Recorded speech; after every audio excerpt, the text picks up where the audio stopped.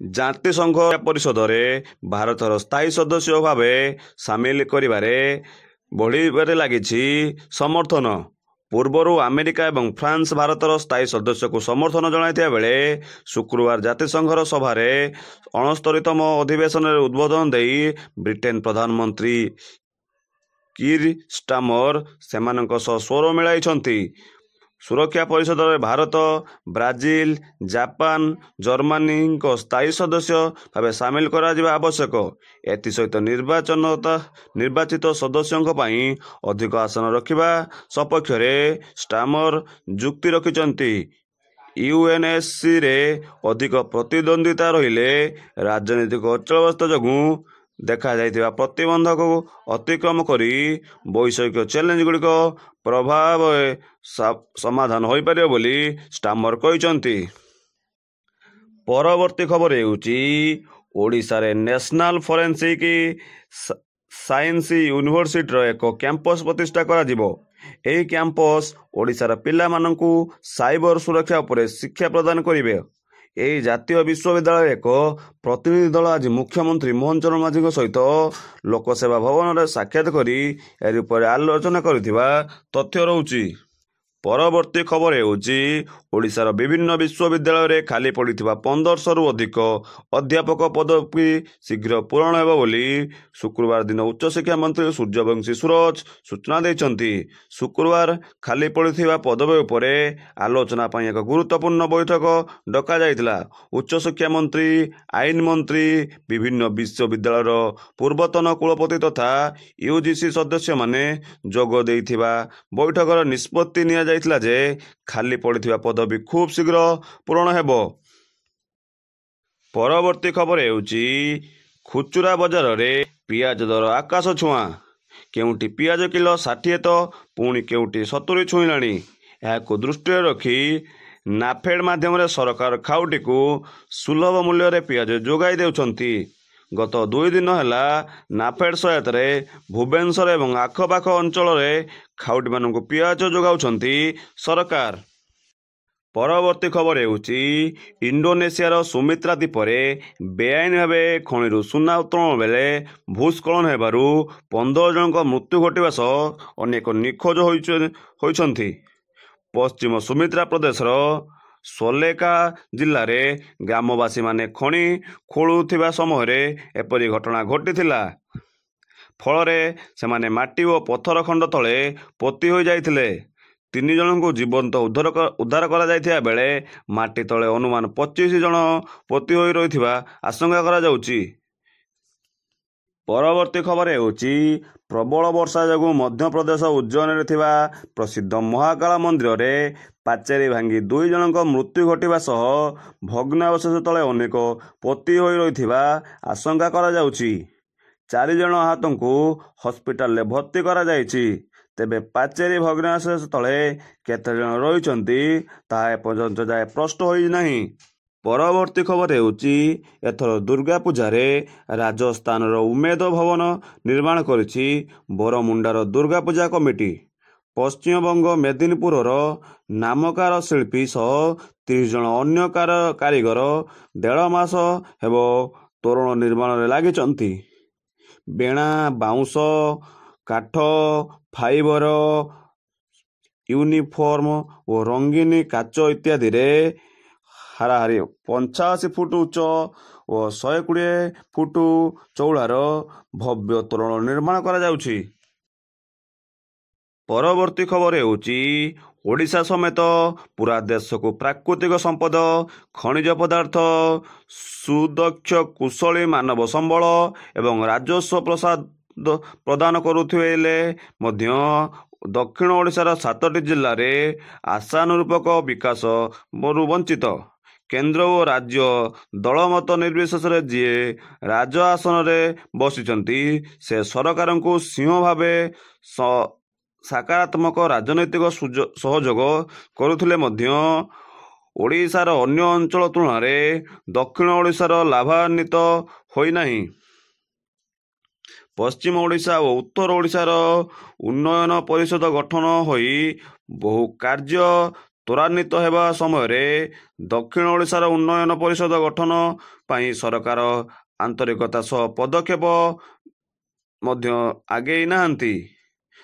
ଗୀତ ଗୋବିନ୍ଦ ସଦନରେ ଆୟୋଜିତ ଦକ୍ଷିଣ ଓଡ଼ିଶା ଉନ୍ନୟନ ପରିଷଦର 20ତମ ବାର୍ଷିକ ଉତ୍ସବରେ ପରିଷଦ ପକ୍ଷରୁ ଏହିଭଳି ଅଭିଯୋଗ କରାଯାଇଛି। ଏଥିସହିତ ସରକାର କାଳ ବିଳମ୍ବ ନକରି ଦକ୍ଷିଣ ଓଡ଼ିଶା ପାଇଁ ଅବିଳମ୍ବ ଉନ୍ନୟନ ପରିଷଦ ଗଠନ କରନ୍ତୁ ବୋଲି ଦାବି ଉପସ୍ଥାପନ କରାଯାଇଛି। ପରବର୍ତ୍ତୀ ଖବର ହେଉଛି ରୁଷ ୟୁକ୍ରେନ ଯୁଦ୍ଧ ତୀବ୍ର ହେଉଥିବା ବେଳେ ଏବେ ପାଶ୍ଚାତ୍ୟ ରାଷ୍ଟ୍ରଗୁଡ଼ିକ ୟୁକ୍ରେନକୁ ଦୂରଗାମୀ କ୍ଷେପଣାସ୍ତ୍ର ଯୋଗାଇ ଦେବାରୁ ସ୍ଥିତି ଭୟାନକ ହୋଇଛି।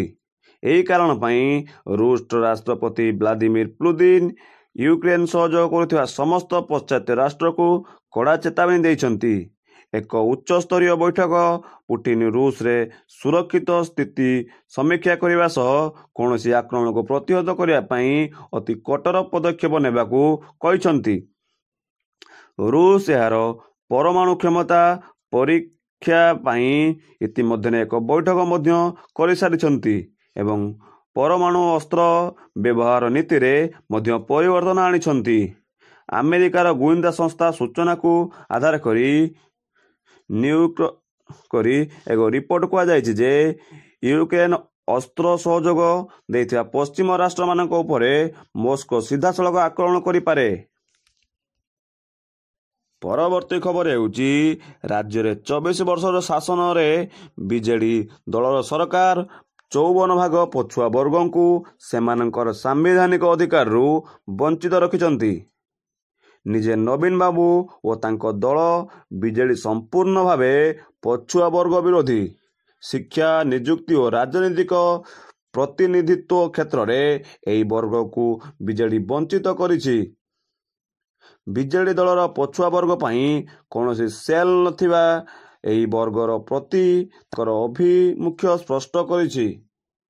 ବିଜେଡିରେ ତୀବ୍ର ଗୋଷ୍ଠୀ କନ୍ଦଳ ପାଇଁ ଜଣେ ପରେ ଜଣେ ଦଳ ଛାଡୁଥିବା ବେଳେ ସେଥିରୁ ଦୃଷ୍ଟି ହଟାଇବାକୁ ଯାଇ ବିଜେଡି ନେତାମାନେ ବୟାନବାଜି ଆରମ୍ଭ କରିଦେଇଛନ୍ତି। ବିଜେଡି ମୁହଁରେ ଓବିସି ପ୍ରସଙ୍ଗ ଶୋଭା ପାଉନାହିଁ ବୋଲି କହିଛନ୍ତି ବିଜେପି ଓବିସି ମୋର୍ଚ୍ଚାର ରାଜ୍ୟ ସଭାପତି ସୁରଥ ବିଶ୍ୱାଳ।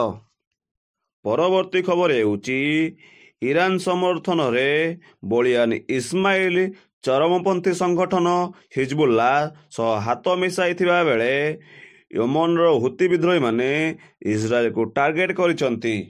ଗତ ରାତିରେ କେନ୍ଦ୍ରୀୟ ଇସ୍ରାଏଲକୁ ଟାର୍ଗେଟ କରି ୟେମନରୁ ଏକ ବାଲାଷ୍ଟିକ୍ କ୍ଷେପଣାସ୍ତ୍ର ଉତ୍କ୍ଷେପଣ କରାଯାଇଥିବା ବେଳେ ଏହାକୁ ଇସ୍ରାଏଲର ବାୟୁ ପ୍ରତିରକ୍ଷା ବ୍ୟବସ୍ଥା ଅଟକାଇବା ସକ୍ଷମ ହୋଇଛି। ଇସ୍ରାଏଲ ପ୍ରତିରକ୍ଷା ବାହିନୀ କହିଛି ଯେ କ୍ଷେପଣାସ୍ତ୍ରକୁ ଦେଶର ସୀମା ବାହାରୁ ହିଁ ଦୀର୍ଘ ଦୂରତ୍ୱ ଅଟକାଇ ଦିଆଯାଇଥିଲା। ଏବେ ଲେବନନ, ସିରିଆ, ୟେମନକୁ ଇସ୍ରାଏଲ ଉପରେ ଆକ୍ରମଣ ହେଉଥିବାରୁ ଇସ୍ରାଏଲ ନିଜେ ବାୟୁ ପ୍ରତିରକ୍ଷା ବ୍ୟବସ୍ଥା ଅତ୍ୟନ୍ତ ସୁଦୃଢ଼ କରିଛି। ଇସ୍ରାଏଲ ଗଣମାଧ୍ୟମ ରିପୋର୍ଟ ଅନୁଯାୟୀ ଚଳିତ ଯୁଦ୍ଧ ସମୟରେ ଏୟାର ସିଷ୍ଟମ ସର୍ବାଧିକ ଆଲର୍ଟ କରିଛି ଏବଂ ଏଥିପାଇଁ ଇସ୍ରାଏଲର ପ୍ରମୁଖ ସହର ସୁରକ୍ଷାରେ ରଖାଯାଇଛି।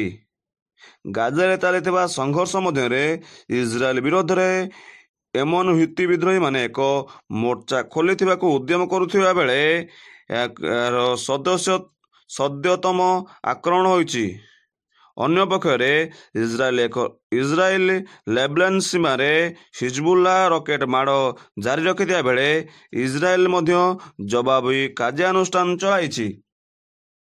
ପରବର୍ତ୍ତୀ ଖବର ହେଉଛି ଭାରତ ସ୍ୱାଧୀନତା ହେବାର 76 ବର୍ଷ ବିତି ଯାଇଥିଲେ ମଧ୍ୟ କନ୍ଧମାଳ ଜିଲ୍ଲାର ବହୁ ଅଞ୍ଚଳ ଆଜି ବି ମୌଳିକ ସୁବିଧା ପାଇବାରୁ ବଞ୍ଚିତ, ଯାହା ପାଇଁ ଏହି ଜିଲ୍ଲାରେ ବାସିନ୍ଦା ଏକ ପ୍ରକାରର ଅଭିଶପ୍ତ ଜୀବନ ଯାପନ କରୁଥିବା ବେଳେ ଅନେକ ସମୟରେ ଗଣମାଧ୍ୟମରେ ଖବର ପ୍ରକାଶ ପାଉଥିବାର ଦେଖିବାକୁ ମିଳିଛି।